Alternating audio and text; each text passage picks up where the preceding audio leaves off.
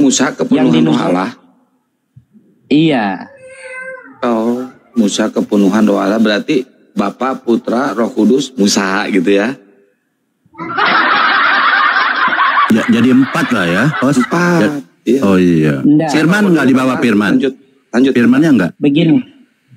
Begini. Tokoh-tokoh Alkitab, apalagi para nabi pada saat itu, mereka itu dipakai oleh Tuhan untuk menjadi alat Tuhan, dan mereka itu diperlengkapi dengan roh Tuhan sehingga mereka bisa bernubuat, mereka bisa menyatakan dosa orang, mereka bisa mengetahui pengampunan, melakukan pengampunan dosa lewat korban persembahan.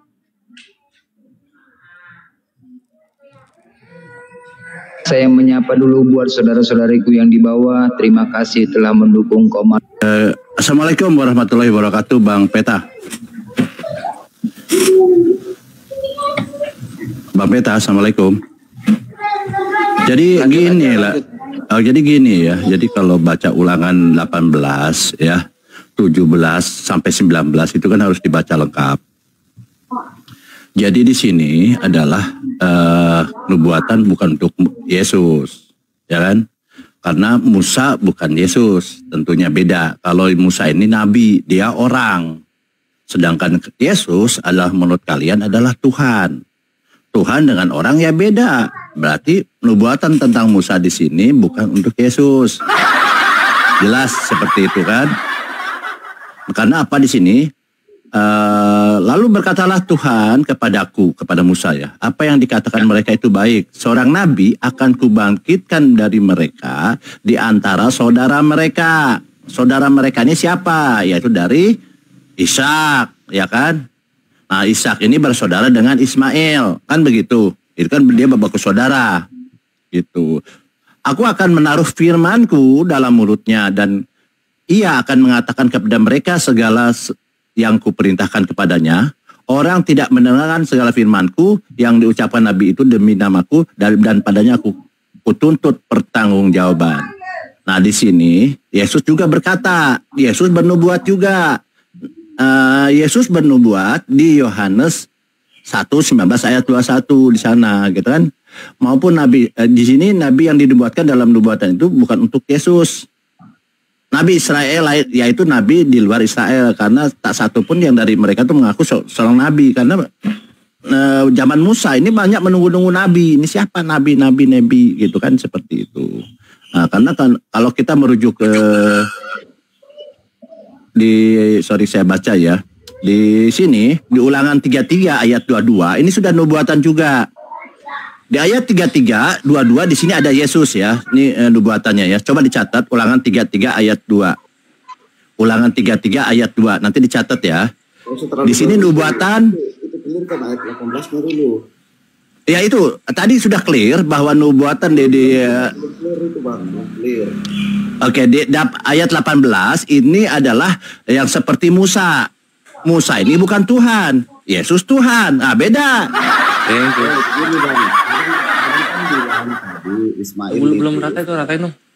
Saudara kandung dengan Ishak. Begitu ya maksudnya abang ini. Saudara dari satu bapak kan, betul ya? Saudara dari Musa berbicara itu dari keturunan Yakub. Itulah Israel, di tengah-tengah keturunan Israel itu, Pak. Jangan Bapak melebar sampai saudaranya ini. Enggak, itu kan dikatakan begini, Bang. Saudara dengan di bawah ini ngawur namanya. Nah, sabar dulu. Di antara kamu bangsa Israel itu bukan lagi bersaudara. Itu kalau mau dikaitkan dengan Ishak. Ishak di atas itu neneknya Yakub itu, Pak. Hati-hati. Iya, sabar dulu. Itu salah, Bapak. Itu terus terang salah menafsir ayat ini. Makanya Oke, kita beda pendapat nggak apa-apa. Ini namanya diskusi ya. Jadi poinnya di sini, apa yang dikatakan mereka itu baik. Seorang nabi akan kubangkitkan bagi mereka. Mereka ini siapa? Bukan kamu, tapi mereka, dia bilang. Mereka itu bangsa Israel. Mereka ini adalah orang ketiga, banyak, jamak. Ya orang ketiga banyak orang kan di situ. Sabar dulu. 12 Sabar dulu. Mereka ini berarti orang ketiga. Orang keduanya itu bangsa Israel. Kamu. Kan begitu gampang sekali kan? Ini mereka dia bilang. Iya, Sabar dulu lah nanti. Apa yang dikatakan mereka itu baik. Seorang nabi akan kubangkitkan bagi mereka di antara saudara mereka. Masih mereka berbicara saudara mereka. Nih kan bicara mereka. Nah ini kalau bicara tentang sama seperti Musa, jelas ini bukan untuk Yesus. Karena apa? Saya bilang Yesus itu kalian bilang Tuhan. Sedangkan Musa itu bukan Tuhan. Gampang kok dia bilang. Berarti bukan untuk Musa. Nah kemudian nanti Anda bantah ya. Nah sebenarnya kalau kita mau siapa itu nubuatan yang untuk Yesus, sebenarnya Anda baca di Ulangan 33 nomor 2 saya bilang. Anda baca, catat dulu, sabar dulu, nanti Anda bantah, saya bilang.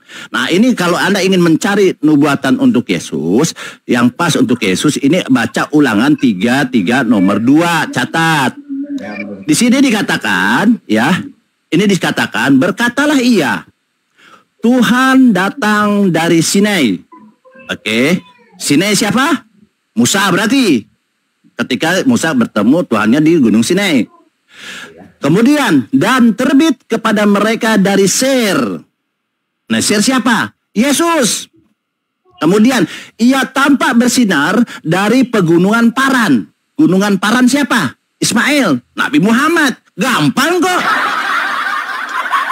Jadi di sini sudah dinubuatkan nanti ada Musa di Gunung Sinai, Yesus di Seir, dan di Gunung Paran adalah Ismail, yaitu yang datangnya nanti kepada Nabi Muhammad. Gampang kok. Apa sih susahnya? Coba catat lagi di Ulangan 33 nomor 2. Silahkan. Assalamualaikum warahmatullahi wabarakatuh, Bang Kores. Jawab bisa, saya jawab. Waalaikumsalam warahmatullahi wabarakatuh. Lanjut. Saya jawab bisa. Bisa saya jawab? Oke, gini. Jadi tentang Ulangan 18, sekali lagi dalam menjelaskan kitab kami, Bang, maka harus diperhatikan ayat-ayat sebelumnya dan ayat-ayat sesudahnya. Ini cerita tentang apa dalam Ulangan 18? Saya langsung baca saja dalam ayat yang ke-12. Karena segala orang yang berbuat perkara demikian itu kebencianku. Sebab perbuatan kebencian pada ini ayat ini, bahwa seorang nabi di tengah-tengah kamu. Ayat 15. Bahwa seorang nabi dari tengah-tengah kamu. Jadi pada saat di dalam Ulangan ini sudah berbicara tentang bangsa Israel. Itu sudah turunan dari 12 anak Yakub. Jadi pada saat dikatakan dari tengah-tengah kamu, artinya di tengah-tengah bangsa Israel. Bukan bangsa lain. Ini abang di atas salah bukan dari bangsa lain. Ya sahabat, Bang. Bukan dari bangsa lain. Karena penjelasan itu harus diperhatikan ayat-ayat sebelumnya dan ayat sesudahnya. Karena itu dikatakan ayat 18 kembali ikan bagi mereka seorang nabi dari antara saudaranya. Artinya dari suku bangsa, ada 12 suku bangsa Israel. Dari tengah-tengah itu 12 suku itu akan bangkit seperti Musa, nabi seperti Musa. Kenapa dikatakan seperti Musa, bukan seperti nabi-nabi yang lain? Karena Musa menerima firman yang dari Tuhan. Sedangkan Yesus itu adalah Yohanes 1 ayat 14, firman yang menjadi manusia. Jadi kalau Musa mengeluarkan bangsa Israel dari tanah Mesir ke tanah Kanaan, demikian juga Yesus sebagai firman, dia membebaskan kita dari belenggu dosa ke Kanaan Samawi yang bicara tentang surga. Karena itu dia katakan, akulah jalan kebenaran dan kehidupan, tiada seorang pun yang datang ke bawah Bapa jika tidak melalui aku. Dikatakan nabi karena itu mempunyai tugas kenabian sebagai utusan. Gitu aja. Kita ya. Ini nubuatan itu oke, Anda nggak apa-apa, itu kan iman Anda gitu kan. Ini kemudian anak baik begini aja, nggak usah kita jelaskan, kita tanya saja di situ. Yang dibangkitkan kan seorang nabi kan. Nah ini merujuk kepada siapa ini? Iya makanya saya bilang tadi ya, kalau menuju kepada Yesus bukan karena Yesus ini Tuhan. Iya makanya beda kan, tidak cocok makanya. Makanya kita tanya kira-kira nabi yang dimaksud ini siapa kira-kira mau dibangkitkan? Ya, okay. Jadi gini, Yohanes 1 ayat 1 pada Nggak maunya usah Tuhan. kita Saya jelaskan. mau menjelaskan tentang Yesus. Tidak. Itu kan tanya Yesus itu Saya nggak siapa? Begini, langsung saja kita tanya. Di situ kan di Ya. situ akan kubangkitkan seorang nabi. Ya, kamu. Nah, seorang nabi yang dimaksud siapa di sini? Ya, tolong ini kan pertanyaan. Maka diberikan waktulah saya untuk menjawab dengan lengkap. Nggak usah Agar tidak kita sebentar kesalahpahaman. lengkapnya, sebentar Tampangku lengkapnya. itu untuk memberikan saya hanya menjawab. Saya kan menjawab, bukan tidak akan menjawab. Saya menjawab kok. Tampang kok cuma 2-3 menit aja diberikan Tidak kesempatan. begini saudara. Berbeda itu pertanyaan itu XI dengan pertanyaan ABCD. Ini kan sama dengan pertanyaan ABC. Kan di situ kan dikatakan akan kubangkitkan seorang nabi. Nah sekarang pertanyaannya, seorang nabi di sini yang dimaksud siapa? Yesus atau bukan? Itu aja dijawab. Nanti Yesus kalau mau itu jelaskan, kan Yesus itu kan Tuhan. Jangan sampai salah menjelaskan. Berarti bukan. Kalau Yesus Tuhan bukan. Berarti nubuatan bukan untuk Yesus. Yesus itu bisa Yesus itu disebut nabi, guru. Iya. Oke, sudah terjawab ya. Yesus Tuhan. Jadi bukan untuk nabi itu bukan untuk Yesus karena kalian mengklaim Yesus Tuhan. Dikatakan nabi dan guru. Begitu. sekarang begini Bang Anak Baik. Anda mengatakan Tuhan adalah Yesus, berarti sudah bukan Tuhan. Nah sekarang kira-kira nabi siapa yang dimaksud di sini? Oke, baik. Makanya saya mau lampirkan data. Jadi ini gini teman-teman. Anda boleh klaim, kita pun boleh klaim, tapi dasarnya harus Alkitabiah gitu kan gini. Jadi tidak hanya di situ saja bahwa nubuatan itu bahwa ini seorang nabi. Jadi di sini merujuk kepada Nabi Muhammad. Ya, tadi saya bilang di Ulangan 33 nomor 2 ini jelas gitu kan, ada paran gitu kan, bersinar dari paran. Dia bilang paran ini siapa? Ismail. Ismailnya ada nanti dari silsilahnya kepada Nabi Muhammad. Ya kan, jelas di sana. Makanya dia tuh paran dengan Israel masih bersaudara. Makanya dikatakan saudara mereka, dia bilang. Ya kan seperti itu. Nah, kalau kita baca data lagi, teman-teman, bahwa di sini dikatakan saya pakai data izin ya. Nah, di sini dikatakan di sini di Yeskiel 27:21 di sini dikatakan, saya pakai data izin ya. Jadi paran ini siapa gitu kan? Nah, ini ada Arab ini. Data kok valid kok. Yeskiel ini dibuatkan juga untuk siapa? Untuk Nabi Muhammad. Ya, jelas Yeskiel 27:21 ada tulisan Arab, ada Kedar. Bani Kedar. Gampang kok dia bilang, kenapa sih putar-putar? Yeskiel 27:21 ya. Artinya gini teman-teman, tetap kita menghargai apa yang datang kepada Ishak untuk keturunan Bani Israel, kita hargai. Tetapi kita juga tidak mengesampingkan nubuatan itu akan datang juga dari keturunan Ismail. Di sini dia katakan Yeskiel 27:21, Arab dan semua pemuka Kedar berdagang dengan engkau di dalam anak domba, domba jantan dan kambing jantan dalam hal-hal. Itulah mereka berdagang dengan engkau. Ini ada Arab, ada Kedar. Jadi sudah diceritakan juga ceritanya. Kemudian kita lihat di sini Kejadian 25, keturunan Ismail. Inilah nama anak-anak Ismail disebutkan menurut urut-urutannya Nebayot, anak sulung Ismail. Selanjutnya Kedar. Nah, ini Kedar. Siapa yang Kedar ini? Anak Ismail. Tadi dikatakan Ismail ini ada Kedar. Kemudian kita lihat di Kisah Para Rasul 14 ayat 7, setibanya di situ mereka memanggil jemaat berkumpul lalu mereka menceritakan segala sesuatu yang Tuhan lakukan dengan perantaraan mereka dan bahwa Ia, huruf besar, telah membuka pintu bagi bangsa-bangsa lain. Jelas ini bangsa-bangsa lain, artinya masih ada bangsa-bangsa lain di luar Bani Israel. Kita tidak sedang merendahkan Israel atau yang di silsilah Ishak, tidak. Tetapi kita jangan menyampingkan juga bahwa Abraham melahirkan 2 anak. Kan di situ. Nah, di sini dikatakan sedikit lagi ya, satu lagi nih.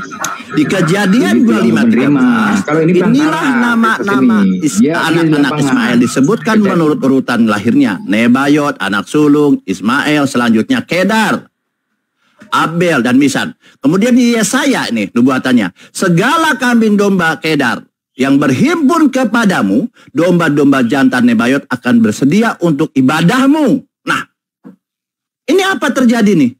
ibadah yang dilakukan sekarang di Mekah ini ke Bani Kedar.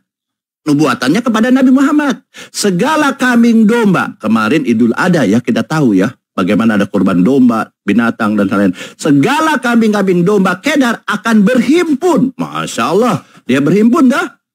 Kepadamu domba-domba jantan Nebayot, masih anaknya ini Ismail, akan tersedia untuk ibadahmu. Ibadah haji nih. Semuanya akan dipersembahkan atas mesbahku. Baitullah, bait Allah, mesbah. Jelas, Ka'bah ini. Ya kan? Mesbahku, Baitullah, Ka'bah. Sebagai korban yang berkenan kepadaku. Dan aku akan menyemarakan rumah keagungannya. Rumah Allah, Bait Allah, Ka'bah. Ini sudah dinubuatkan di Yesaya 60 ayat 7 tentang Bani Kedar. Yang sekarang diperingati sebagai Idul Kurban. Ibadah haji. Gampang kok. Ini data valid. Silahkan. Jelaskan tentang data yang dibawakan oleh anak baik. Ya. Datanya itu bicara tentang itu ya, noise itu tok tok tok itu siapa itu?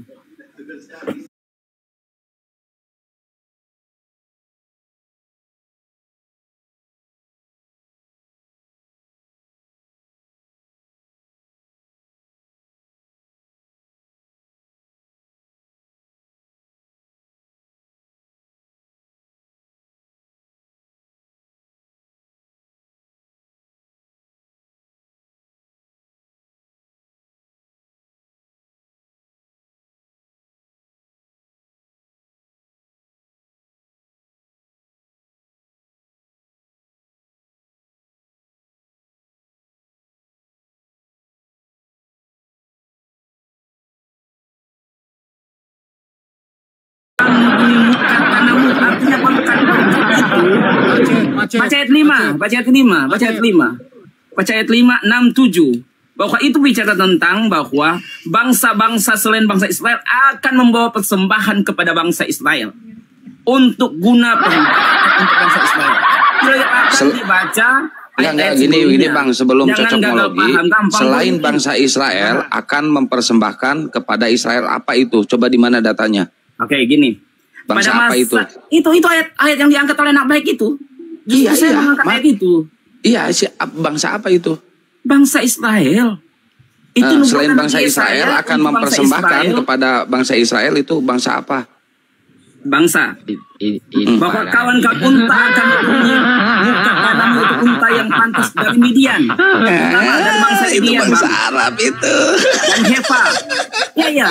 Itu betul-betul.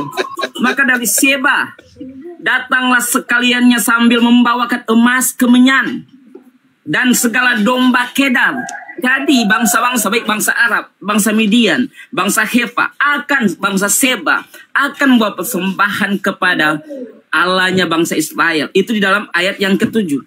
Ayat ke-7 kepada rumahku itu jantan bait Allah. Sudah. Karena itu ayat yang kelima katakan kamu pada masa itu engkau akan kedatangan takut bercampur sukacita. Sudah ketangkap anunya. Gampang kok itu. Kan di situ udah berjelas bukan Yesus dibawakan di situ ya. Bukan untuk Yesus ya. Gimana? Untuk Yesus kan? Ayat apa dulu yang bukan untuk Yesus? Kan ini penjelasan Yesaya. Penjelasan ayat apa dulu? Kan yang pembahasannya tadi di sini kan, anak baik kan kita mulai tadi dari akan kubangkitkan kepadamu seorang nabi. Oke, kita kembali. Ulangan belum selesai. Nah, berkembang. Kamu tadi mengatakan bahwa di situ bukan Yesus yang dimaksud, ya kan? Nah, makanya anak baik mengangkat itu. Bang. Sebentar. Ya, bukan saya yang bilang, saya angkat. Enggak, tadi kamu kan pertanyaan anak baik mengatakan akan kubangkitkan seorang nabi. Nah, di situ kan Anda mengatakan Yesus adalah Tuhan. Nah, sementara di situ bukan saya yang jawab, Bang. Nabi. Itu bukan saya yang jawab. Itu Bang Noce yang jawab itu. Kami tidak sepakat. Saya tidak sepakat dengan Bang Noce. Nah, sekarang kalau menurut kamu kira-kira yang seorang nabi itu siapa yang dimaksud di situ? Yesus Kristus. Yesus Tuhan atau nabi? Oke. Saya kasih tahu Bapak tahu konsep ketuhanan kah? Apa itu Tuhan? Bapak tahu kah? Saya tanya dulu Bapak. Tuhan itu adalah pencipta langit dan bumi. Betul, iya. Maksudnya Iya. Tuhan itu menurut itu Tuhan itu jabatannya, Pak. Itu harus Iya, Bapak pahami. mau jabatan apa pun yang jelasnya kalau Tuhan itu Dengar pencipta langit dan bumi, supaya selesai. you paham. You ini kayak enggak paham parah. Begini. Kenapa enggak paham? Dengar dulu, saya jelaskan supaya kau jangan salah paham. Saya sudah paham, saya sudah paham. Tuhan dengar itu dulu, adalah pencipta langit dan bumi. Dengar dulu, sama kalau saya bilang Presiden Soekarno. Presiden itu jabatannya Soekarno itu oknumnya, Pak. Ini Bapak harus paham dulu. Ini kalau ngayur ngidul enggak jelas ini nama itu bisa jadi tambah goblok. Sekarang begini, oke saya tanya. Kan Tuhan di sini kan definisinya. Jangan kasar dong ngomongnya, jangan kasar ngomongnya. Gua turunin. Nggak boleh kasar di sini ngomongnya. Jangan membawa ajaran Kristennya. Diskusilah dengan baik dan sehat. Kok jadi kasar gitu bahasanya kayak nggak pernah sekolah? Tuhan. Ya, lanjut. Sekarang begini saya mau tanya. Turun dia, Balul itu. Ya. Saya turunin bahasanya kasar. Oh gitu ya. Betul Bang, Kang. Kaum. Tadi kan begini, anak baik kan itu mengangkat Ulangan 18:18. Akan kubangkitkan kepadamu seorang nabi. Nah, menurut Anda, Yesus ini Tuhan atau nabi? Ya, gini. Dia adalah Tuhan yang datang mengerjakan tugas kenabian. Karena itu dapat dikatakan juga dia nabi. Gitu. Nabi kan artinya utusan, Bang. Tuhan yang melaksanakan tugas, yaitu menggenapi nubuatan yang ada. Kalau memang seperti Tuhan menjadi mengemban tugas kenabian, buat apa dia mengutus nabi-nabi? Ya, jadi ada tugas yang harus dikerjakan oleh Tuhan Yesus sendiri untuk menggenapi setiap firman. Karena kan itu dikatakan akan datang nabi yang jadi dia sebagai firman yang datang. Kan yang sama seperti Musa yang membawa firman. Demikian juga Yesus. Kalau nabi lain jadi lari-lari. sebagai pembawa Jangan lari-lari. Coba ditampilin lagi datanya Bang Baal, tampilin lagi coba datanya biar dia paham. Kita dulu Kang, definisi daripada Tuhan dari data aja biar enak kalau Alkitabiah itu enak diskusinya. Iya, saya dengan ayat-ayat yang ada tuh saya kasih itu. Nah, kita sepakati dulu definisi Tuhan dulu. Definisi Tuhan yaitu adalah entitas tertinggi yang diyakini, disembah, dan dipuja sebagai penguasa alam semesta, serta sumber dari segala sesuatu yang ada. Itu Tuhan. Ya. Kan gitu? Ya. Nah sekarang pertanyaannya, Yesus mengena nggak kira-kira dengan ayat ini, dengan definisi Tuhan ini? Yohanes 1 ayat 3 oleh dia lah segala ini mengena nggak? Ya, ini ketuhanan Yesus saya kasih tahu. Yohanes 1 ayat 3. Dengar dulu baik-baik. Kan Tuhan artinya dia pencipta. Definisinya Tuhan adalah entitas tertinggi yang diyakini, disembah dan dipuja sebagai penguasa alam semesta serta sumber dari segala sesuatu. Nah, kalau Anda mau mengatakan Yesus ini memenuhi syarat enggak?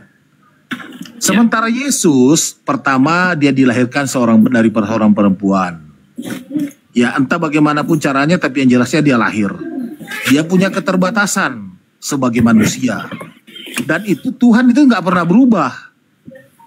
Ya tetap Tuhan, ya pasti dia penguasa alam semesta. Itu kalau merujuk itu, kalau menurut ayat-ayat itu dikatakan Tuhan itu tidak memenuhi syarat, bro. Anda mau menjelaskan di ayat manapun tidak memenuhi syarat karena definisi Tuhan dulu harus kita sepakati. Oke. Gini Bang, Abang dalam bertanya sudah mengambil kesimpulan bahwa Yesus tidak memenuhi syarat. Yohanes 1 ayat 3, oleh dialah segala sesuatu itu dijadikan dan tanpa dia tidak ada sesuatu yang jadi. Itu tidak salah, itu tidak salah. Betul, artinya tidak dia salah. Pencipta. Nah sekarang kan kalau kita mengacu kepada Yohanes 1 ayat 3. Dia itu segala sesuatunya diciptakan. Yang menciptakan siapa? Bukan Yesus penciptanya. Yesus Bukan saya adalah sebagintanya. inkarnasi sebagai Tapi firman, Bang. Allah menciptakan segala sesuatu itu diperuntukkan untuk Yesus kalau menurut ayat itu ya. Karena apa? Untuk disampaikan kepada umatnya. Makanya definisi Tuhan dulu Anda tidak pahami definisi Tuhan. Anda mengambil definisi itu berdasarkan keyakinan, bukan berdasarkan konteks bahasa. Apa itu Tuhan? Apa definisinya itu adalah Tuhan? Itu sudah jelas, dia penguasa alam semesta. Ya kan? Nah, dia penguasa alam semesta. Dan bersumber dari segala sesuatu. Nah sekarang bersumber dari segala sesuatu, bisa dikatakan Yesus enggak? Iya, dalam firman. Dia sebagai firman, bersumber dari segala sesuatu itu dari Dia mau firman, kayak mau apa tidak akan bisa. Karena di bersumber dari sesuatu itu firman. Gimana Bang Kian Santang firman itu adalah gini? perkataan. Sabarlah, Kamu tahu artinya kata firman enggak? Firman dan berfirman itu berbeda, Bang. Iya. Bedakan. Firman itu adalah perkataan. Yang berkata itu siapa? Kata-kata dan perkataan berbeda. Nah, kata-kata dan perkataan itu berbeda. Dan itu dikatakan sebagai logos. Mau apapun namanya, yang jelasnya dia itu bukan entitas yang tertinggi. Itu jelas. Nah, kalau pemaksaan nggak bisa diskusi, bukan pemaksaan. Iyain aja saya. Bukan pemaksaan. Bukan pemaksaan. Yang jelasnya firman kan itu kan Bang, jelas. Abang sudah mengambil kesimpulan. Makanya sebelum berdiskusi bro, kita harus tahu dulu definisi pertama adalah Tuhan. Kemudian kedua adalah firman. Gini aja. Saya kasih. Oke, definisi tentang firman gini Bang. Definisi tentang firman berarti yang maha. Itulah firman. Itu Tuhan. Definisi tentang Tuhan berarti yang maha. Maha kuasa, maha pengampun gitu. Maksudnya. Itu Tuhan kan definisi Tuhan. Maha pengampun. Betul Bang. Bang Peta. Berarti Tuhan itu maha pengampun. Sebentar saya. Ini nih coba aku baca nih. Baca nih. Aduh. Saya nanya kok Bang.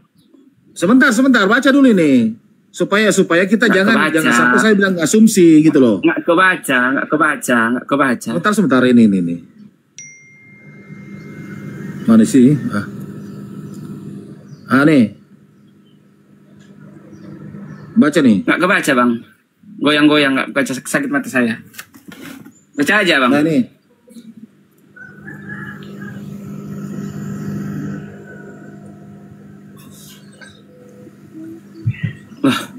Nggak kebaca. Coba siapa yang bisa baca itu? Nggak kebaca saya. Baca nih. Saya kaum terjemahan Bang. Saya kaum terjemahan, jadi nggak kebaca. Kalau seperti itu saya nggak kebaca. Ini baca nih. Itu tulisannya itu dari kiri ke kanan nih baca, saya bingung bacanya. Nggak bisa saya baca dari sini. Oh, ini saya bacakan ya. Ya silakan. Itu ayat apa dulu? Ayatnya bilang Tuhan. aja. Anda Tuhan ini kita berbicara adalah Tuhan. Tuhan adalah, ya kan? Entitas tertinggi yang diyakini, disembah dan dipuja sebagai penguasa alam semesta serta sumber segala sesuatu yang ada. Itu definisi daripada Tuhan. Nah, sekarang kita lagi definisi kepada firman. Apa itu firman? Ya. Nah, supaya kita jangan berdebat bro. Berdebat kusir. Nah, firman adalah perkataan atau perintah baik yang diwahyukan secara langsung maupun melalui perantara seperti para nabi dan rasul. Itu pengertian daripada firman. Nah, jadi kalau mau mengatakan tadi itu yang maha, itu menurut itu malah cocologi, bukan berdasarkan ilmu pengetahuan. Sementara kita di sini berdiskusi berdasarkan ilmu pengetahuan. Nah, kalau kita sudah sepakati antara Tuhan dengan firman, baru kita bisa lanjut. Tapi kalau Anda pengertian Tuhan dengan firman ini masih keliru, gak bakalan kita bisa berdiskusi.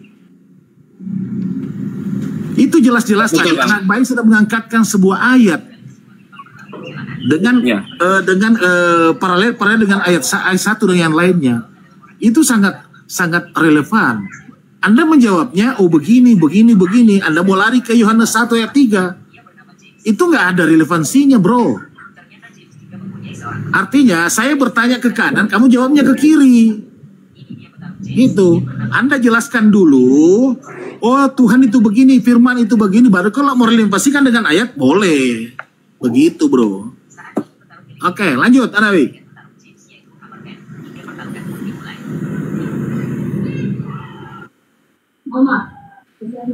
Ya, oke. Gini Bang, kalau di dalam pengertian kami tentang hal Yohanes 1 ayat 1, pada mulanya adalah firman dan firman bersama dengan Allah dan firman itu juga adalah Allah.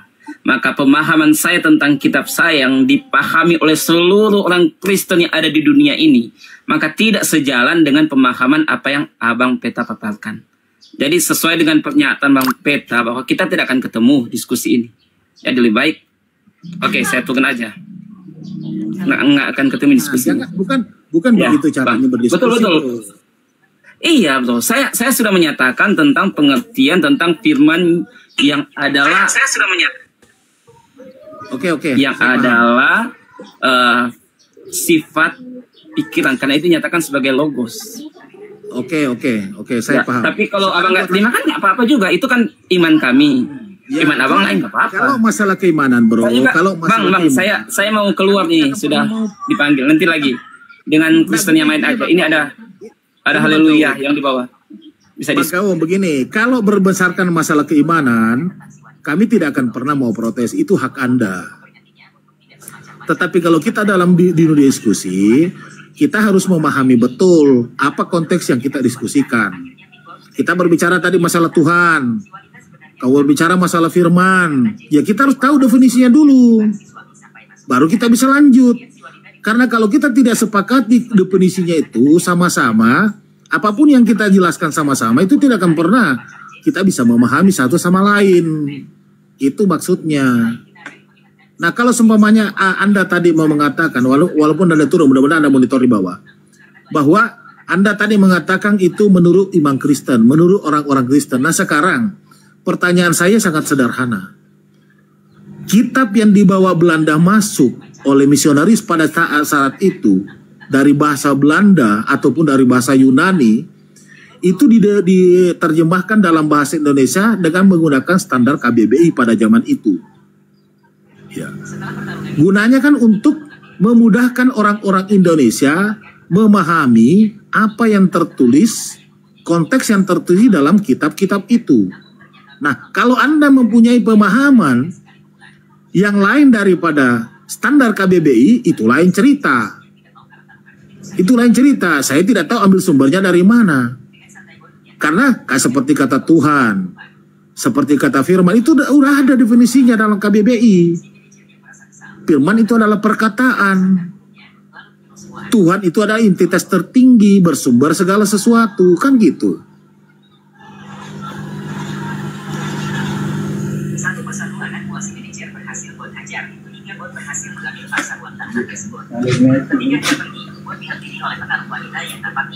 Itu anak baik sudah jelaskan tadi dari ayat 1 ke ayat yang lain. Seorang dia menjadi muda sebuah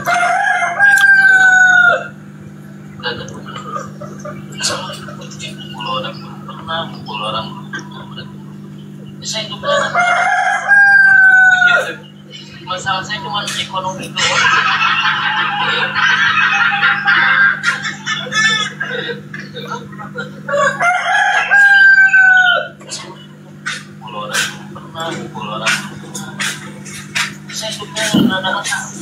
Shalom. Haleluya, haleluya. Halo, selamat pagi, selamat malam, haleluya. Selamat pagi, selamat pagi. Oh, pagi. Gimana kabar pagi ini? Puji Tuhan, baik-baik Bang. Oh, syukur. Semoga kita Abang sendiri gimana kabarnya? Alhamdulillah sehat. Semoga Haleluya, haleluya. rahmat dan hidayah ya pagi hari ini untuk menyebar di muka bumi ini untuk mencari rezeki-rezeki yang halal.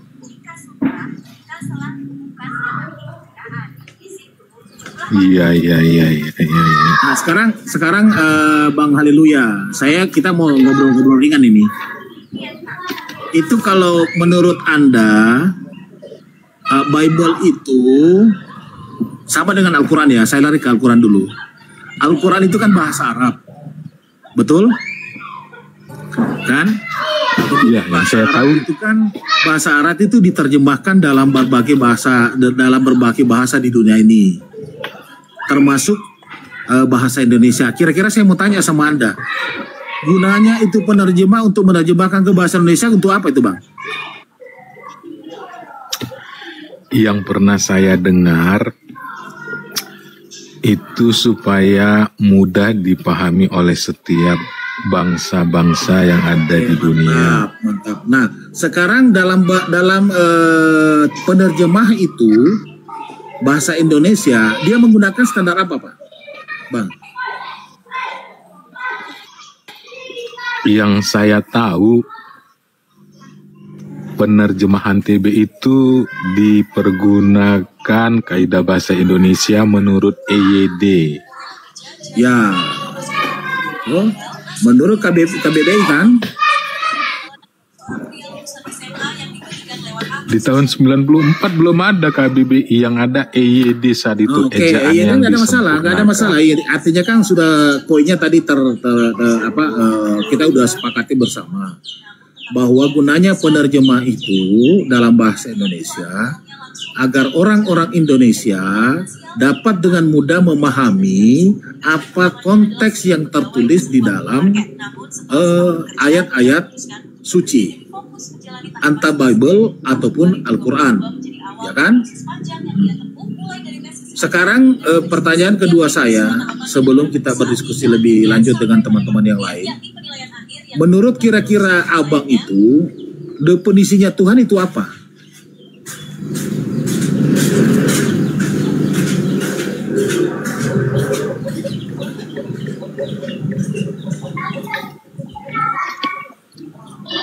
Iya Bang.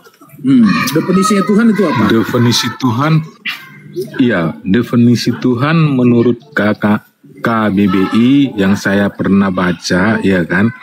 Itu adalah penguasa atau yang punya otoritas.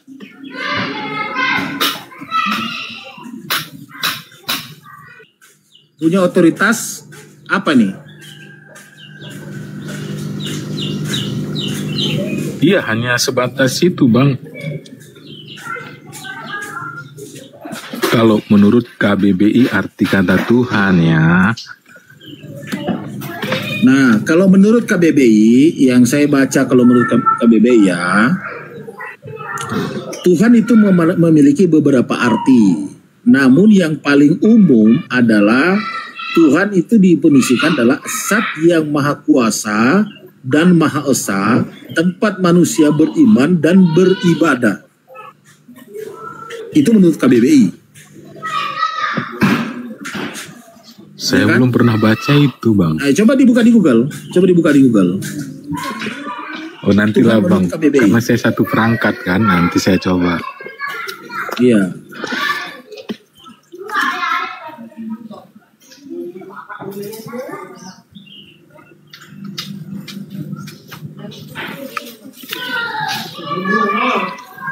Sudah.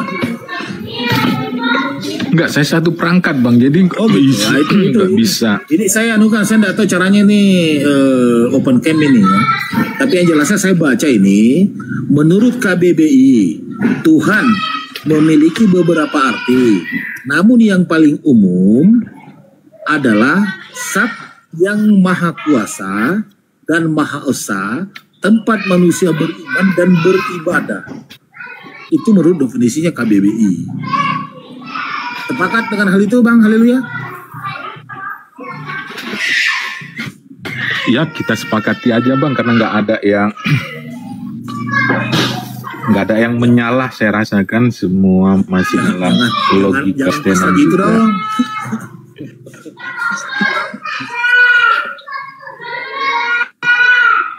Jangan pasrah gitu dong. Bukan pasrah bang, tapi kan enggak pasrah, tapi kan itu masih sesuai dengan kaidah Alkitabiah, tempat orang beribadah, tempat orang beriman kan. Ya. Nah sekarang Cuman yang satu yang menjadi masalah kan, kalau di Kristen, kalau di Kristen ataupun pengajaran Alkitabiah itu Tuhan itu bukan disebut zat kan gitu dia. Itu aja sih yang masih. begini Bang Haleluya, kan Kristen juga itu dalam terjemahan bahasa Indonesia yang ada sekarang kan standarisasinya yang Anda tadi bilang kan.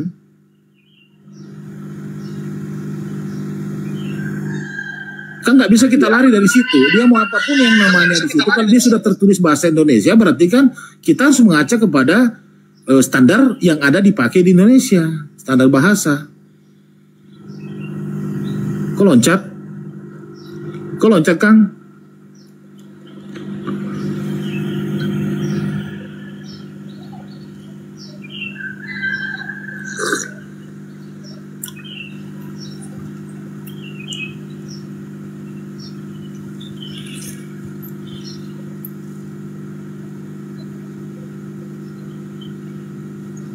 Kang?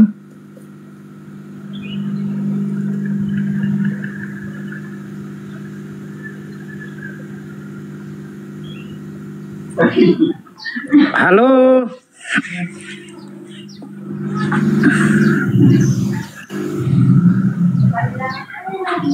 Ya, cek satu.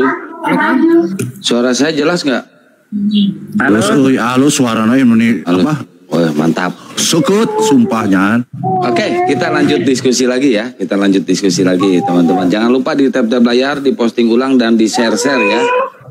Ini Ya. ada suara anak kecil, Di-follow Bang. juga ya, di-follow Apa, juga Bang? ya, teman-teman. Bang Gondrong. Ada suara anak kecil itu, Bang Gondrong.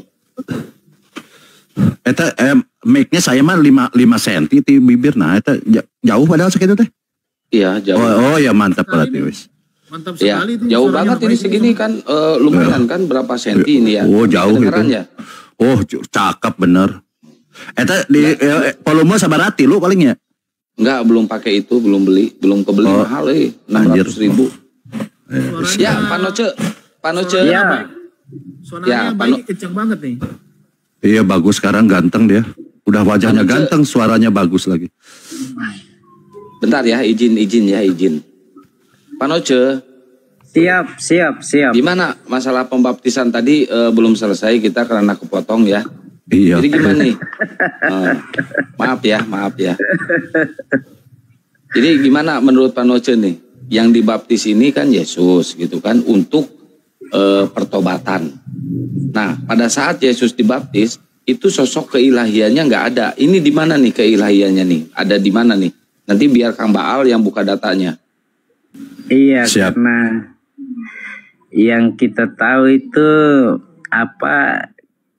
ia mengosongkan dirinya dan mengambil rupa seorang anak manusia. Jadi dalam konteks ini ya dia 100% manusia dan 100% Allah. Oh, Ya. oke. Mengosongkan dirinya. Pada saat kapan dia mengosongkan dirinya? Pada saat dia berinkarnasi sebagai seorang anak manusia. Kapan itu? Pas dilahirkan atau pas dibaptis? Enggak, kalau ini mengenai Yesus ya.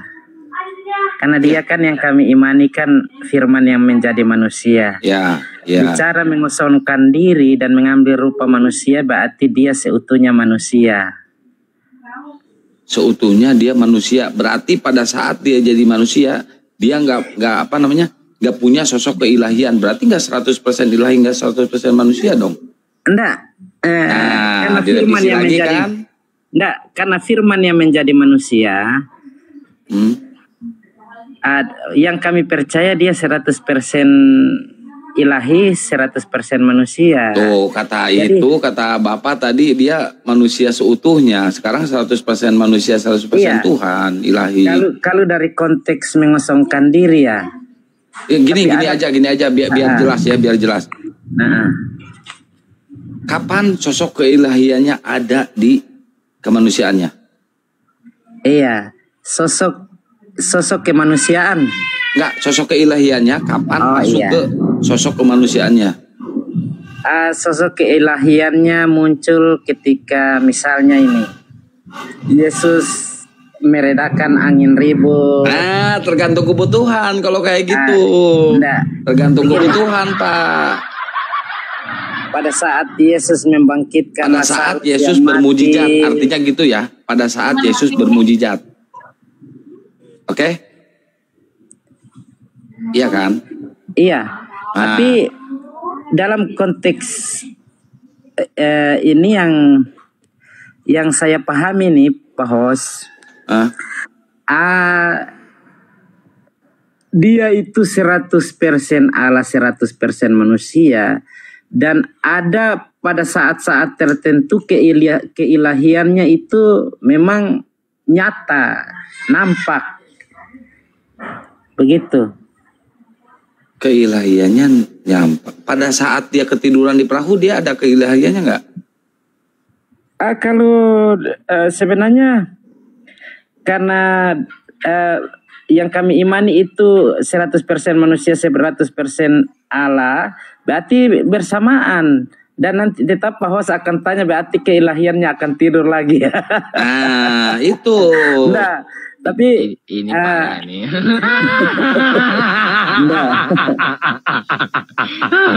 Tenang. Tapi itu memang dalam iman Kristen ya seperti itu. Oh ya, saya hargai keimanan Anda. Justru kan di sini kita diskusi ingin ingin cerdas, ingin pinter ya, dan ingin tahu juga konsep seperti itu. Nah, ketika Yesus dikandung oleh Maria, ya, dikandung Maria, itu keilahiannya ada nggak kira-kira? Dia dikandung oleh Roh Kudus dan Firman menjadi manusia, dan saya percaya dia itu adalah yang ilahi, yang berinkarnasi menjadi manusia. Oh, ilahi dikandung oleh Roh Kudus. Iya. Ilahi dikandung oleh Roh Kudus. Iya, maksudnya Maria ilahi itu dikandung oleh Roh Kudus dan Roh Kudus dikandung oleh Maria. Setuju nggak? Enggak, begini. Maria itu kan begini. Karena pekerjaan Roh Kudus, Maria itu kan mengandung. Karena pekerjaan Roh Kudus, Maria diapain nih Maria ini sama Roh Kudus? Waduh, nah, itu pekerjaan spiritual ya, pekerjaan roh ya. Jadi jadi maksudnya sebenarnya begini, Kos. Kalau kita berpikir secara manusia, kan dia kan Tuhan. Tidak perlu melalui proses seorang anak manusia harusnya seperti itu. Kalau kita berpikir kan mungkin dia berfirman segala sesuatu dan terjadi, tapi ini Tuhan punya rencana tersendiri dan harus melalui proses menjadi anak manusia. Memang ada rencana Tuhan. Apa tuh rencananya? Akan menjadi tebusan, makanya dia harus melewati proses sebagai proses normal sebagai manusia yang saya pahami begitu. Oke, jadi dia akan dikorbankan oleh Tuhan gitu. Karena dalam pemahaman kami bahwa dia menebus dosa manusia ya. Ya, artinya dia akan dikorbankan oleh Tuhan. Setuju? Iya, karena dia tepuk tangan. Karena begini. Dia harus menjadi tebusan bagi umat manusia. Iya, dia akan dikorbankan. Apa kemanusiaannya yang menjadi tebusan? Iya, dia akan jadi dia akan dikorbankan oleh Tuhan. Iya, dengan tujuan memperdamaikan. Pengertiannya begini, memang agak rumit dan susah diterima oleh nalar karena begini. Iya, bentar Pak. Gini Pak, kalau dia sosok yang ditumbalkan oleh Tuhan, ya, Tuhan ini berarti nggak maha kuasa, Bang. Karena apa? Sebagai Tuhan gampang banget, apalagi dia maha kuasa. Kalau hanya ingin menebus dosa manusia, nggak perlu mengorbankan anaknya untuk ditumbalkan. Cukup dia ampuni di atas. Nggak perlu dia capek-capek harus turun ke dunia. Enggak, karena cara Tuhan itu kan berbeda. Wah, cara Tuhan itu kan berbeda. Misalnya, pengampunan dosa. Tuhan kalau maha kuasa, begini. Tuhan kalau udah maha kuasa nggak bisa didikte oleh manusia, Pak. Nggak bisa. Nggak bisa didikte oleh manusia. Iya, karena yang itu yang saya maksudkan itu semua dalam rencana Tuhan. Kita sebagai manusia ya, mungkin ini tidak masuk akal, tapi nggak memang masuk akal. Bagi Tuhan itulah. Iya. Kira-kira Tuhan tahu nggak? Kira-kira Tuhan tahu nggak ada ayat seperti itu di Bible? Tahu nggak? Mengenai penebusan dosa. Tahu nggak Tuhan ada ayat seperti itu? Iya, sebenarnya itu semua dalam rencana Tuhan. Maka itu nggak, sudah dinubuatkan itu tahu bahwa bagaimana penebusan akan terjadi. Nggak tahu. Tahu. Itu firman Tuhan itu. Tahu. Berarti itu firman Tuhan atau bikinan Paulus? Tuhan. Enggak, begini. Nah, blunder Pak di sini, Pak. Contoh begini. Contoh begini. Ketika pengampunan dosa yang dilakukan oleh Musa pada umat Yahudi pada saat itu lewat korban anak domba, misalnya darah anak domba yang membuat Tuhan itu mengampuni dosa umat. Pada kalau saat kayak itu. Gitu, Pak, kalau kayak gitu, kenapa Yahudi memakai darah domba? Kenapa Kristen memakai darah Tuhan? Ayo Pak, jujur di sini kita jujur di sini.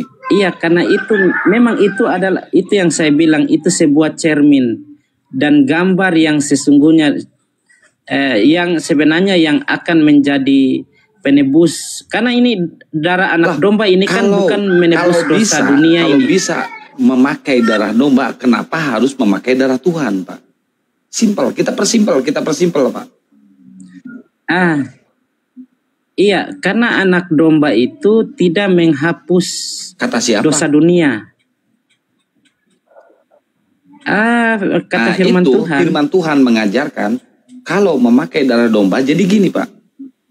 Jadi dosa itu bisa dihapus dengan cara pertobatan perorangan. Pertobatan perorangan, misalkan saya punya dosa nih, saya berdosa karena telah menolak cewek cantik gitu kan. Nah, berdosa kan itu, saya bertobat sendiri Pak. Saya minta ampunan sendiri. Saya sering Pak menolak cewek cantik, saya sering Pak. Kan saya ganteng Pak. Sering. Nah, saya bertobat Pak, bertobat sendiri. Nah, kalau dosa kan itu ada disebutnya kurban, idul kurban. Nah, itu untuk menyucikan diri kita dari dosa Pak gitu. Gak perlu saya menyuruh, "Hei Han, turun dong, tebus dosa gua." Gak perlu Pak kayak gitu. Kita nggak bisa mendikte Tuhan Pak. Nah, konsep-konsep seperti ini, bentar Pak, sedikit lagi. Konsep seperti ini sering dilakukan oleh orang-orang pagan Yunani Pak. Orang-orang pagan Yunani yang sering melakukan konsep seperti ini. Nah, sedangkan Islam sama Yahudi sepakat penebusan dosa atau penghapusan atau penyucian diri melalui hewan kurban seperti lembu, kambing, domba, sapi gitu kan. Sama Islam juga seperti itu. Nah, ini di Bapak justru saya pening kepala saya Pak. Kenapa harus Tuhan yang jadi korban Pak? Itu Pak. Iya. Karena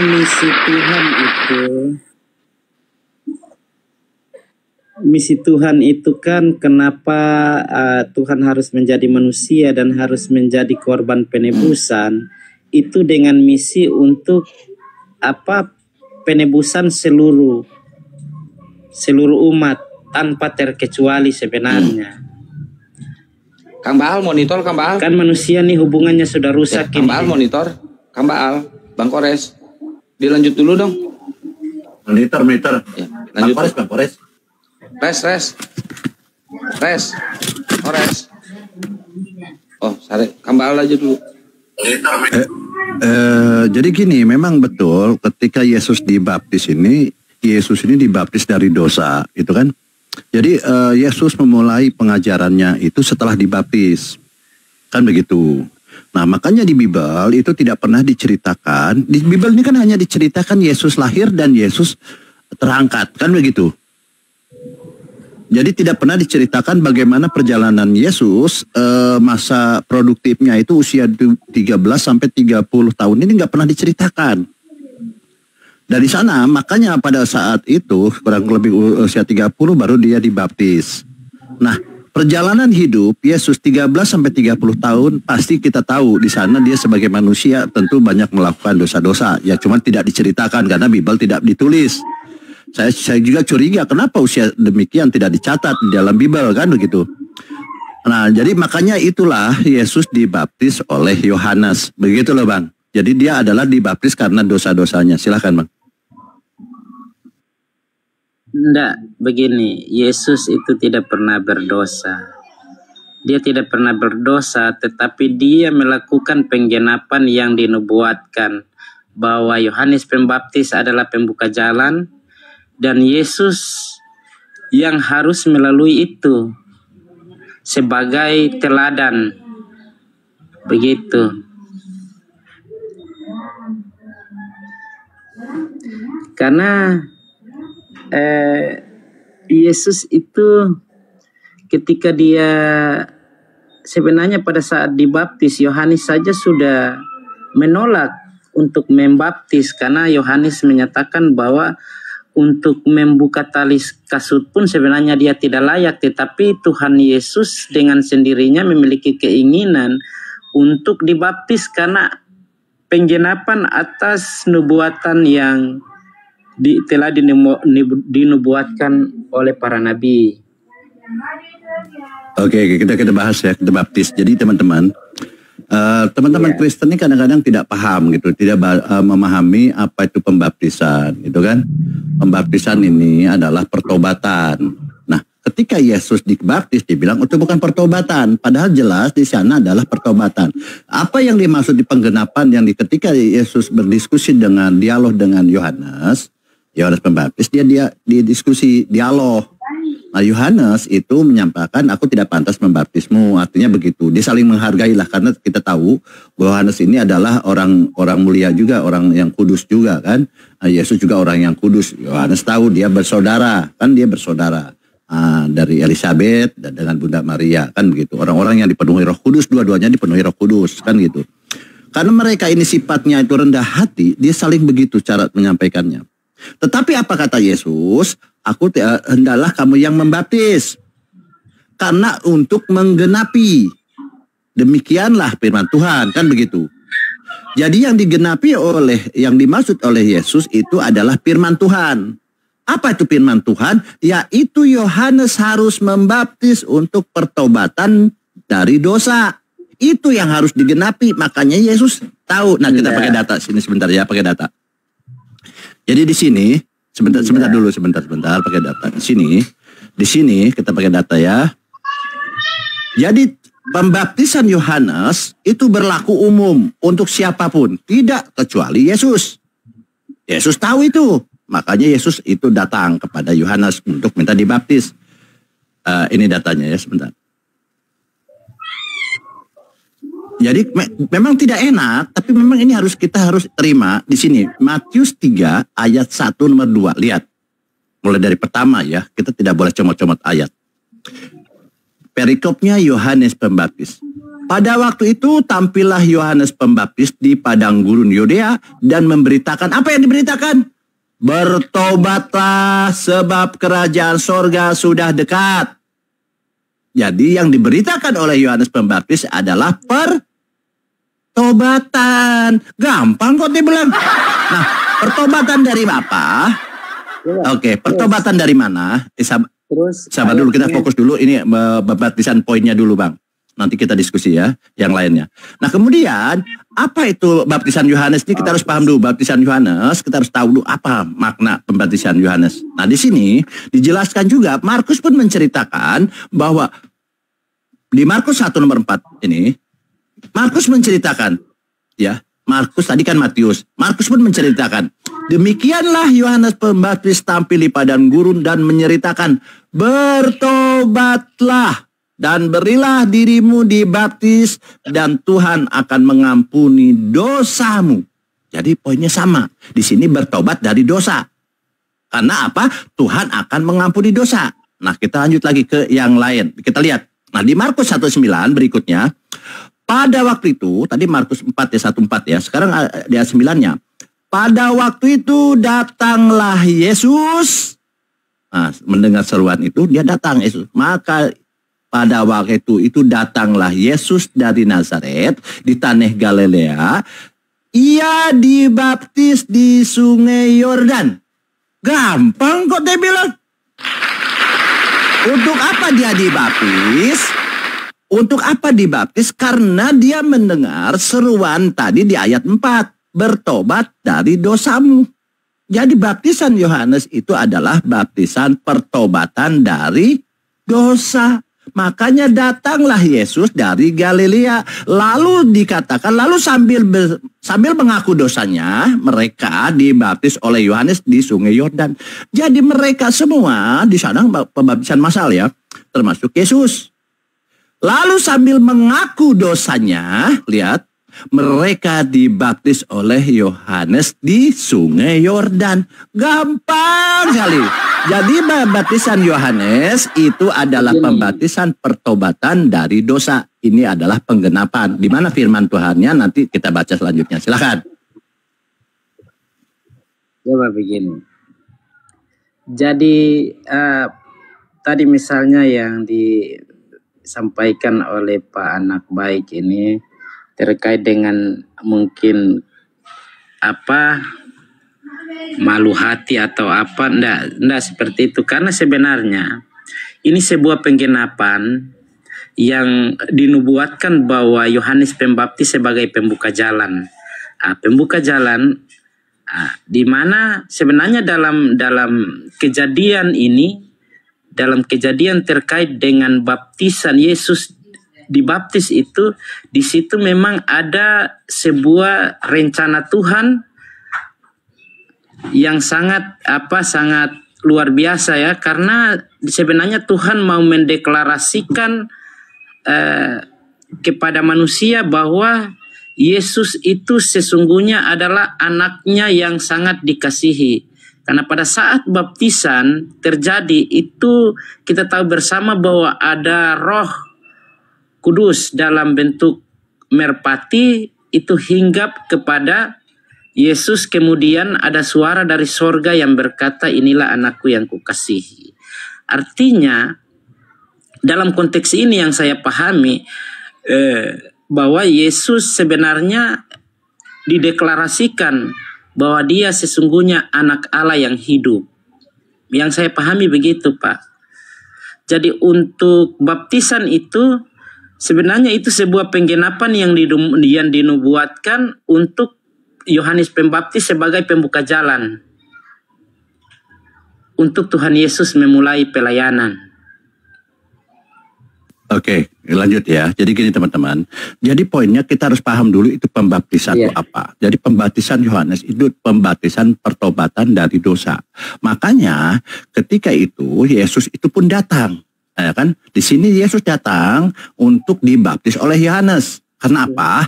Ini adalah untuk harus digenapi. Harus digenapi, Yesus harus dibaptis. Karena penggenapan pembaptisan Yohanes ini adalah pembaptisan pertobatan dari dosa. Itu harus digenapi. Ini firman Tuhan sampai kepada Yohanes bahwa kamu Yohanes harus membaptis orang Galilea, orang dari sana. Dia bilang kan begitu firmannya. Nah, ini harus dipenuhi oleh Yohanes, ini harus dilakukan oleh Yohanes, dan makanya orang-orang Galilea termasuk Yesus ini datang. untuk memenuhi menggenapi firman Tuhan. Nah, di sini katakan begini. Makanya saya bilang di sini di Markus 1 ayat 9, pada waktu itu datanglah Yesus dari Nazaret di tanah Galilea, ia dibaptis di Sungai Yordan.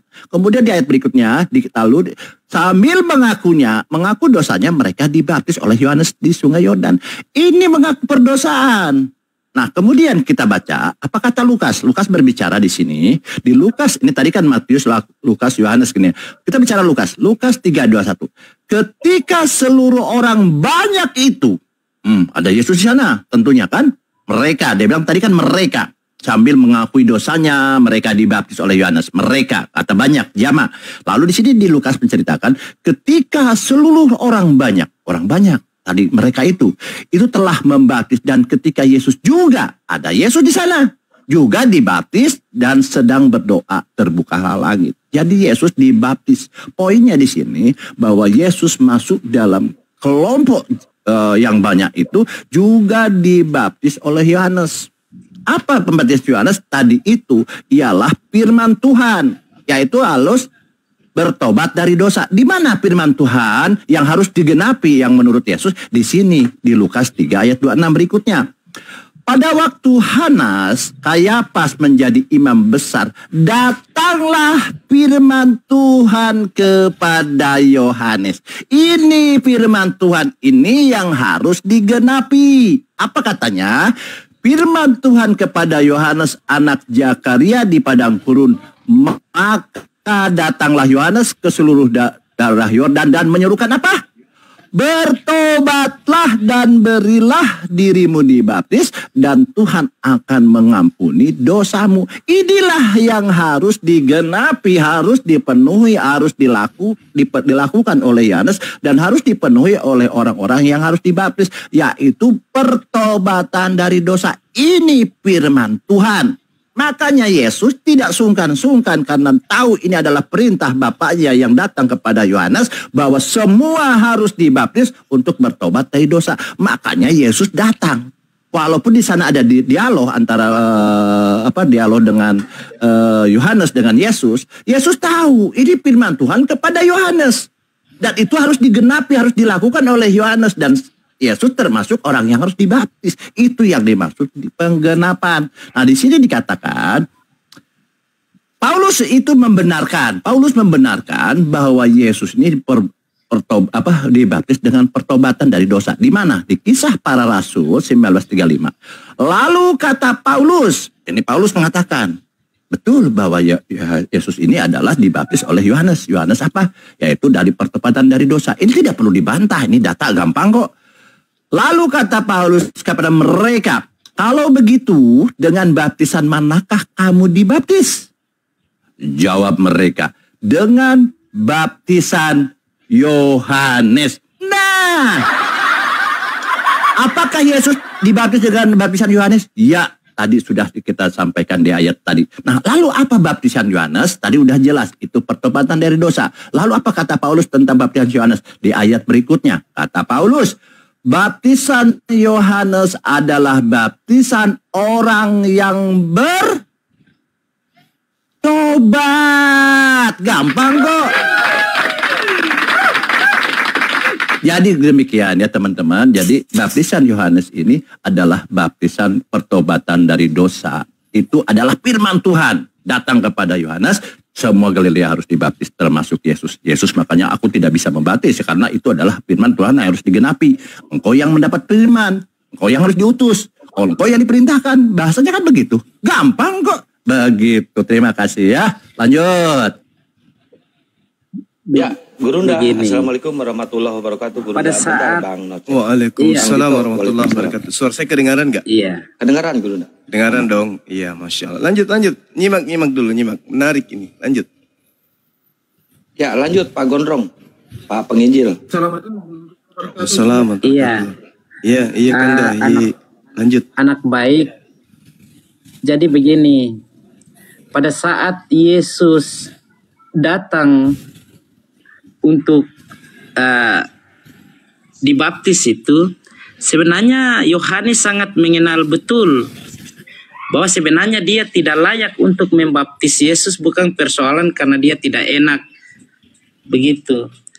Tapi Yohanes sangat tahu persis bahwa siapa Yesus sebenarnya, dan menurut Yohanes dia tidak layak untuk membaptis Yesus. Bahkan Yohanes sendiri berkata bahwa membuka tali kasut pun sebenarnya dia tidak layak. Ini menunjukkan bahwa Yesus tidak berdosa.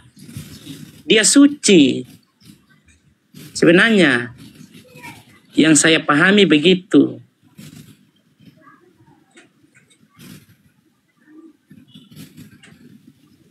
Assalamualaikum warahmatullahi wabarakatuh, Bang Dito Kan dan yang lain. Jadi gini, Iya. jadi kita tidak boleh lari dari konteks dan apa penjelasan sana. Jadi baptisan itu adalah baptisan berdosa, orang bertobatan dari dosa. Itu firman Tuhan loh ya. Ingat, itu firman Tuhan kepada Yohanes bahwa Yohanes harus kau baptis semua termasuk Yesus. Maka Yesus paham. Nah, dia sebagai manusia dia sadar tentunya dia punya dosa dong, apalagi dia keturunan anak Abraham, anak Daud. Ini kan dia punya silsilah. Kalau bilang dia punya dosa waris dan lain-lain, pastilah. Makanya seperti itu, ya seperti itu. Nah, kita lihat kita Islam tidak boleh menafsir, tidak boleh menjelaskan tentang tadi di sini di Matius 3 nomor 13 ini ya. Maka datanglah Yesus dari Galilea ke Yordan kepada Yohanes untuk apa? Dibaptis. Baptisan Yohanes adalah pertobatan dari dosa. Gampang kok itu sebenarnya. Nanti kita bicara tentang dosa aja lah. Ini bicara poinnya adalah apa baptisan Yohanes. Nah, di sini dijelaskan, di bawah dijelaskan bahwa Yesus menempatkan dirinya setara dengan orang berdosa. Memang dibaptis karena dia setara dengan orang yang berdosa.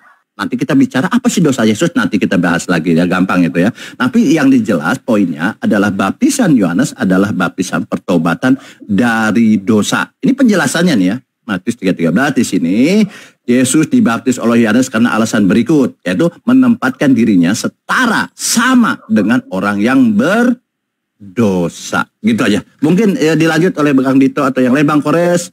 Yang lain silahkan. Saya terlalu pintar, cerdas, baik sana, baik sini, bijaksana, bijak sini. Jadi begitu ya, luar biasa. Lanjut. Assalamualaikum warahmatullahi wabarakatuh. Oh, ada Bang Juma, aku langsung turun aja, nggak enak. Assalamualaikum warahmatullahi wabarakatuh, Bang Juma. Waalaikumsalam warahmatullahi wabarakatuh. Masya Allah. Lanjut Bang, lanjut. Saya menikmati diskusinya sambil minum kopi. Lanjut.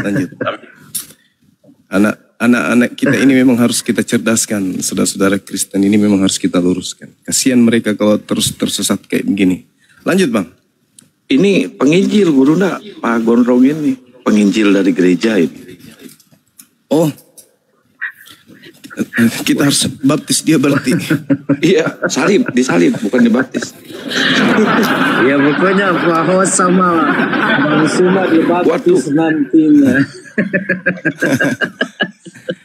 Sama si anak baik. Dibaptis dari dosa. Iya. Boleh saya masuk sedikit, boleh ya teman-teman sekalian? Lanjut. Oke, siap. Iya. Bang. Saya sudah 18 tahun ya. 18 tahun saya belajar Bible. Namun yang saya temukan, seibarat saya melihat penjual obat ya di pasar-pasar yang akrobatik. Tapi tidak pernah saya temukan inti. Karena Kristen ini kan menjual sebuah konsep keyakinan yang akarnya justru tidak berakar kepada Yahudi, tetapi berakar kepada Romawi. Namun untuk melancarkan aksi jualan obat, maka mereka menutupi segala hal yang asasnya berasal dari Roma, itu diganti dengan instrumen-instrumen pelengkap dari ajaran Yahudi. Seperti misalnya kalau kita tanya siapa Tuhanmu, dia bawa bapak di sini adalah Elohim atau Yod-Heh-Vav-He. Padahal tak ada hubungannya dengan Kristen dengan Yahudi, itu tidak ada hubungannya. Itu adalah dua mata rantai yang lahir sendiri-sendiri dari rahim yang berbeda. Berbeda dengan agama Yahudi, agama Nasrani dan juga Islam itu berasal dari kandungan yang satu, yang sama. Tapi kalau Kristen ini berbeda dia. Dia hanya numpang tenar dengan menggunakan terjemahan dari kitab Yahudi. Tanpa kitab Yahudi, Kristen ini tenggelam. Sedangkan ada bantuan kitab Yahudi, Kristen ini tenggelam jauh, ditinggalkan oleh generasi selanjutnya dan selanjutnya dan selanjutnya. Akhirnya nanti Kristen ini kosong, yang ada hanya gedung-gedung gereja puing-puing. Dan Anda harus tahu, teman-teman sekalian, di barat sana, sumber Kristen itu lahir, itu sudah ramai ditinggalkan. Anak-anak muda di sana sudah tidak ingin lagi dibodoh-bodohi dengan konsep yang simsalabim. Sedangkan di Indonesia ini baru menjamur. Kenapa? Karena orang Kristen ini, saudara-saudara kita ini berpikir orang Islam Indonesia ini awam tentang kekristenan. Jadi masih bisa menjual makhluk kuburan untuk menjadi Tuhan bagi orang-orang awam di kalangan Islam. Tapi sekarang umat Islam juga begitu lahirnya Apologet Islam Indonesia. Teman-teman, saya sendiri perkenalkan, saya ketua pembina. Alhamdulillah umat Islam Indonesia itu sudah bisa membedakan mana Tuhan dan mana makhluk yang keluar dari kubur. Jadi yang disembah oleh saudara-saudara kita Kristen ini adalah makhluk kuburan. Makhluk yang pernah tinggal di kuburan 3 hari, 3 malam. Lalu kemudian disuplai tenaga dari alam gaib. Sehingga dia dilantik kemudian menjadi Tuhan bagi angkatan jahat. Ini ucapan Yesus yang terekam oleh wartawan yang ada dalam Bible.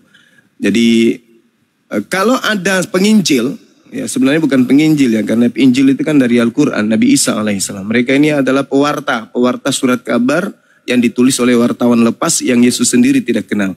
Kalau ada pewarta atau wartawan yang dihasilkan dari agama yang dibawa oleh penjajah ke Nusantara ini, ingin berdiskusi, maka kita cari akarnya dulu. Apa hubungannya Yesus anak Maria dengan Kristen ini? Penyembah makhluk kuburan ini.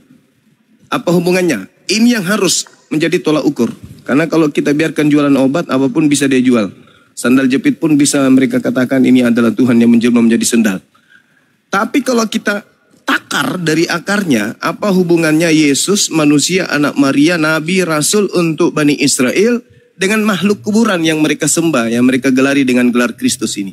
Ada nggak hubungannya? Di mana titik temunya? Antara Yesus, anak Maria, dan makhluk kuburan yang keluar dari kubur lantas meminta kepada manusia barat untuk menuhankan dirinya. Titik di mana? Karena kalau Yesus selama 33 tahun, ending ajarannya hanya rasul, dia hanya rasul Tuhan. Tiba-tiba ada makhluk kuburan datang kepada nabi-nabinya, mengajak nabi-nabinya ini untuk memproklamirkan agar dirinya ditembah. Nah mungkin saudara pewarta ini, si Mace Bandari, dengan hormat kita minta penjelasan apa hubungannya Yesus, ya anak Maria, makhluk yang keluar dari perut ibunya, dengan makhluk yang keluar dari perut bumi, dari kuburan ini. Hubungannya di mana? Titik temunya di mana? Apakah dari konsep ketuhanannya kah? Konsep kemanusiaannya kah? Konsep apanya yang bisa ditemukan bahwa Yesus yang keluar dari perut manusia dan Yesus yang keluar dari perut bumi ini adalah dua pribadi yang adalah satu pribadi, atau bagaimana bahasanya ya? Satu pribadi yang adalah dua pribadi atau gimana? Silakan dong. Silakan. Oke, baik Bang, terima kasih, puji Tuhan. Dengan framing dari Bang Suma ini adalah sebuah penggenapan nubuatan ya, bahwa pada akhirnya para pengejek akan bermunculan. Iya. Oke, terima kasih. Saya mau menjelaskan. Iya. Sesuai dengan apa ayat tadi itu di dalam 1 Yudas 18 ya. Iya, terkait hubungan antara Kristen dengan Yesus, memang tidak ada hubungan secara garis keturunan. Karena memang kalau kita belajar dari keturunan Abraham, betul bahwa bangsa Arab adalah bagian dari keturunan Ismail, kemudian bangsa Yahudi adalah keturunan dari Ishak, dan memang tidak ada hubungannya dengan orang Kristen yang ada di luar dari suku Yahudi ini. Baik, tetapi kenapa kami menjadi bagian dari Kristus Yesus dan kami satu di dalam Dia? Karena dalam amanat agung yang Tuhan Yesus berikan kepada murid-muridnya bahwa pergilah, jadikanlah semua bangsa muridku dan ajarlah mereka melakukan segala sesuatu yang kuajarkan kepadamu. Dan ketahuilah bahwa aku menyertai kamu senantiasa sampai pada akhir zaman. Jadi itu kami, sekalipun kami bukanlah dari garis keturunan nenek moyang Abraham, tetapi kami diakui oleh Yesus ketika kami dibaptis dan kami menjadi warga kerajaan Allah. Itu yang kami imani dan kami percaya. Kalau memang silsilah memang kami tidak masuk, khususnya di luar dari Yahudi atau keturunan Abraham. Terima kasih Bang Suma. Oke, baik. Jadi saya tanggapi ya.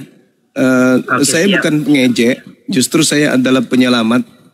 Saya katakan diri saya penyelamat karena orang Kristen selama ini nggak paham. Bahkan saudara yang katanya pewarta pun masih belum paham.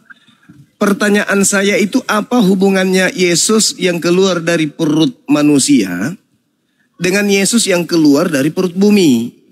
Pertanyaan saya itu di situ. Jelas itu. Kalau mengenai Kristen kami udah paham. Kristen ini adalah penumpang gelap yang sudah dinubuatkan oleh Yesus di dalam surat yang diwartakan oleh pewarta Matius. Di dalam data bab 24 nomor 3, nomor 4, nomor 5 akan muncul korban dari penyesat yang banyak. Namanya adalah Kristen. Di mana Kristen itu sendiri, orang Kristen sendiri yang mengaku bahwa Kristen adalah pengikut Kristus. Nah, penyesat yang muncul setelah anak Maria itu terangkat ke langit bergelar Kristus. Berarti Kristus yang dimaksud akan menyesatkan banyak orang itu adalah Kristus yang makhluk kuburan yang kemudian pengikutnya banyak disebut Kristen. Tapi bukan itu yang sedang kita bahas. Saya hanya ingin mencari titik temunya. Saya 18 tahun Bang mengkaji surat-surat pewarta yang muncul di Indonesia yang diterjemahkan ke dalam bahasa Indonesia yang sekarang agak lebih mirip terjemahan Al-Quran daripada terjemahan Bible asli. Lebih banyak istilah-istilah Al-Quran di dalamnya daripada istilah-istilah Yunani, yang mana Bible Anda itu asalnya dari Yunani itu. Tapi malah justru ke Arab-Araban sekarang, hanya untuk mempraktikkan ajaran Yesus untuk licik seperti ular. Jadi gini, Al-Quran saya mengatakan, Inna ja'alna syayatin awliya alilladina la yu'minun. Allah pencipta langit dan bumi menjadikan iblis sebagai sembahan, sebagai pemimpin, sebagai kurios, sebagai tuan bagi orang-orang yang tidak beriman.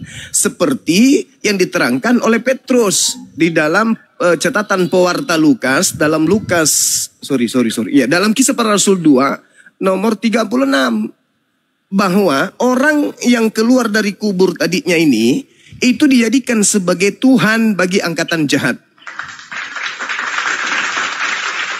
Jadi orang yang dibunuh, orang yang dikutuk Tuhannya Yahudi, yang masuk ke dalam kuburan, lalu keluar mengaku diberi kuasa, itu jelas sekali dilantik menjadi Tuhan bagi angkatan jahat. Jadi yang menerima Kristus yang keluar dari kubur ini sebagai Tuhan itu adalah angkatan jahat semuanya. Itu kata khotbah Petrus. Dan itu juga ucapan Yesus. Bahwa ada angkatan jahat yang nanti menjadi pengikut Kristus palsu. Dia adalah orang-orang di luar Yahudi. Tetapi berat kalau itu yang kita ingin kaji. Saya ingin akarnya dulu. Di mana akarnya itu? Akarnya adalah terkait dengan Yesus yang anak Maria dengan Yesus yang keluar dari kuburan ini. Karena ini adalah dua Kristus yang berbeda. Kristus anak Maria mengatakan, aku diutus hanya kepada domba yang sesat. Sedangkan yang disebut domba itu adalah Bani Yakub. Kristen bukan domba, tapi serigala yang nyamar-nyamar domba. Supaya dianggap domba, ya mereka menggunakan kitabnya Yahudi lagi-lagi. Yang disebut domba itu cuma Bani Yakub saja. Jadi kalau ada yang ngaku-ngaku domba, itu penyamar itu. Itu jelas itu. Masih perlu banyak belajar. Nah, kemudian Kristus yang keluar dari kubur ini mengatakan kepadaku telah diberi kuasa. Pertanyaannya, siapa yang memberinya kuasa? Sejak kapan Elohim Tuhannya Yahudi memberikan kuasa kepada Yesus? Tidak pernah. Tidak ada dalil di pengajaran Yesus, Bapa yang ada di langit telah memberikan kuasa kepada. Itu nggak ada. Tidak ada kuasa diberikan kepada Yesus selama beliau penginjilan di tengah-tengah Bani Israel. Itu nggak ada. Nah, nanti kuasa itu diakui telah diberikan kepada si oknum setelah oknum itu keluar dari kubur. Nah, orang yang keluar dari kubur ini adalah makhluk yang dikutuk oleh Tuhannya Yahudi. Sedangkan Yesus anak Maria adalah makhluk yang dikasihi, yang diberkahi oleh Tuhannya Yahudi. Beda. Dua Kristus yang berbeda. Satu Kristus yang diberkahi, satu Kristus yang dikutuk. Nah, Kristen ini dari mana asalnya? Kristen ini dari Kristus yang dikutuk tersebut. Supaya nggak terlalu malu, silakan saudara sebagai pewarta tunjukkan di mana kesinambungannya antara Kristus yang adalah anak Maria yang tidak memiliki kuasa selain daripada yang diberikan oleh Bapaknya dengan Kristus yang sudah memiliki kuasa. Ini hubungannya di mana? Apakah antara Kristus anak Maria dengan Kristus yang keluar dari kubur ini pernah ketemu? Pernah serah terima jabatan? Atau gimana ceritanya? Karena ini adalah dua manusia, dua makhluk yang berbeda. Yesus tidak bisa dipengaruhi oleh iblis. Iblis telah mau memberikan, Yesus, aku berikan kuasa langit dan bumi, surga dan di bumi, jika engkau menyembahku. Yesus menolak. Yesus tidak menerima kuasa itu. Ada yang manusia dikutuk oleh Elohim, dikubur kemudian menerima kuasa itu. Nah, mungkin saudara bisa menjelaskan kepada kami, atau jangan-jangan Anda juga nggak paham. Yesus yang tidak menerima kuasa dari alam goib, alam roh, alam gelap, dan Kristus yang menerima kuasa dari alam gelap, itu adalah Kristus yang berbeda. Silakan. Oke, baik. Teman. Iya. Jadi Yesus yang lahir lewat kandungan Maria dan Yesus yang mati dan bangkit dari antara orang mati itu sama. Sesuai dengan kesaksian Alkitab. Jadi ketika Yesus disalib, sekalipun dalam ajaran-ajaran yang lain tidak mengakui bahwa Yesus itu diserupakan, tetapi kami dalam iman Kristen percaya bahwa Yesus yang disalib dan mati, kemudian bangkit pada hari yang ketiga. Dan ini bukan dua oknum dalam iman Kristen, ini adalah satu oknum yang sama, yang menggenapi semua nubuatan-nubuatan yang telah dinubuatkan dalam kitab-kitab sebelumnya. Begitu. Itu yang saya tahu. Tapi kalau memang ada tuduhan bahwa Yesus yang lahir lewat Maria dan Yesus yang bangkit dari antara orang mati kemudian ini adalah oknum yang berbeda, saya tidak mengakui bahwa dalam iman Kristen kami bahwa yang lahir, mati dan bangkit kemudian terangkat ke sorga itu adalah Yesus. Oke, oknum baik. Yang sama. Iya, terima kasih. Nah, inilah yang saya katakan bahwa seorang pewarta pun dari gereja itu nggak paham, nggak ngerti. Kenapa demikian? Karena misi datangnya kemudian penyesat ini memang untuk menyesatkan. Kata Yesus, waspadalah kepada penyesat yang datang kepadamu dengan memakai namaku. Berarti penyesat itu datang dengan memakai nama Yesus. Dan berkata, akulah Kristus. Berarti penyesat itu mengaku Yesus Kristus. Itu dalil. Itu dalil. Kata Yesusnya itu, ucapan Yesusnya itu, waspadalah agar kamu jangan disesatkan. Sebab banyak orang akan datang dengan memakai namaku dan berkata akulah Kristus. Mereka akan menyesatkan banyak orang. Berarti korban dari penyesat yang memakai nama Yesus Kristus itu disebut Kristen. Ini nasihat Yesus kepada Yahudi. Sedangkan Kristen adalah non-Yahudi. Berarti penyesat berhasil kemudian menggiring non-Yahudi untuk menyembah dirinya. Sedangkan Yesus bahu-membahu dengan murid-muridnya, dengan mempersenjatai dirinya dengan Taurat dan juga Injil yang diterima dari Tuhannya Yahudi, untuk mengajak Bani Israel menyembah hanya kepada Elohim atau Yod-Heh-Vav-Heh, atau mereka yang sebut Adonai Hasem. Nah, sedikit saya ingin menerangkan supaya saudara pewarta juga ini banyak masukan ilmu, ya. Ketika Yesus melakukan praktek mujizat untuk membuktikan dirinya adalah utusan pencipta, dia adalah Mesias, untuk membuktikan kepada penyangkal dirinya yang kufur terhadap kerasulannya, Yesus membangkitkan orang mati. Yesus membuat air jadi anggur. Yesus membuat orang buta melihat, orang lumpuh berjalan. Angin badai menjadi tenang, bahkan air menjadi anggur. Yesus buktikan itu semua bagi kaumnya Bani Israel. Tapi apa ending? Apa ending yang kemudian diterima oleh Yesus dari pembuktian kalau dirinya ini adalah rasul? Endingnya kaumnya, umatnya justru menganggapnya sebagai penyesat. Justru umatnya menganggapnya sebagai tukang sihir. Justru pengikut umatnya menganggapnya sebagai orang yang menyesatkan dan membahayakan bangsa mereka. Nah, bagaimana dengan Kristen? Padahal kalau kita lihat nih, Bani Israel bertemu, Bani Israel melihat, Bani Israel berbincang, mereka berinteraksi, makan tidur bersama, ibadah di tempat yang sama, hidup di tempat yang sama, kemudian berada pada zaman yang sama. Tapi endingnya, dia hanya menganggap Yesus itu penyesat. Padahal mereka melihat mujizat nyata. Contoh, di Yohanes 11, nomor 45 sampai nomor 57. Banyak orang Yahudi, ahli Taurat, yang kemudian melihat, termasuk orang Farisi, melihat mujizat-mujizat yang dilakukan oleh Yesus. Apa yang mereka pikirkan? Oh ini adalah Tuhan. Oh enggak. Oh ini adalah jelmaan Elohim. Oh enggak mungkin. Karena mereka paham tentang konsep Tuhan. Mereka paham tentang konsep Tauhid. Jadi mereka yang melihat tidak menganggap Yesus Tuhan. Nah, bagaimana dengan Kristen?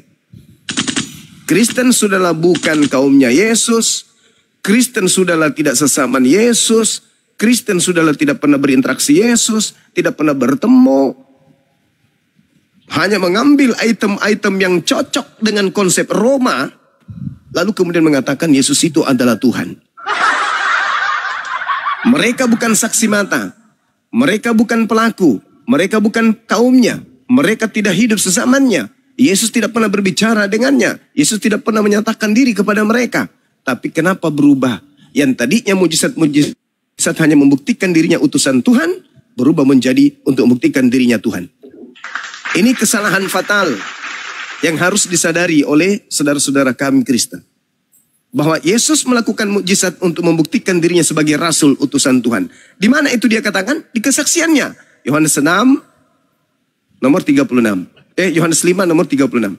Ada kesaksianku yang lebih penting dari kesaksian Yohanes Pembaptis. Bahwa segala mukjizat, segala pekerjaan yang aku lakukan, pekerjaan itulah yang bersaksi bahwa Bapa yang telah mengutus aku. Berarti kesaksian Yesus dia hanya utusan Tuhan.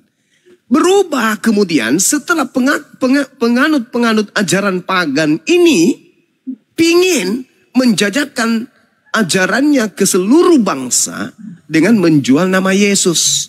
Maka agama Kristen menggunakan nama Yesus Kristus untuk melancarkan aksi mengajak bangsa lain menjadi pengikut agama Romawi kuno. Berhasil nggak? Berhasil. Kenapa nggak berhasil? Ya berhasil karena menggunakan nama besar Yesus Kristus. Kalau iblisnya datang menggunakan nama Pak Bom Bom, nggak ada yang mau.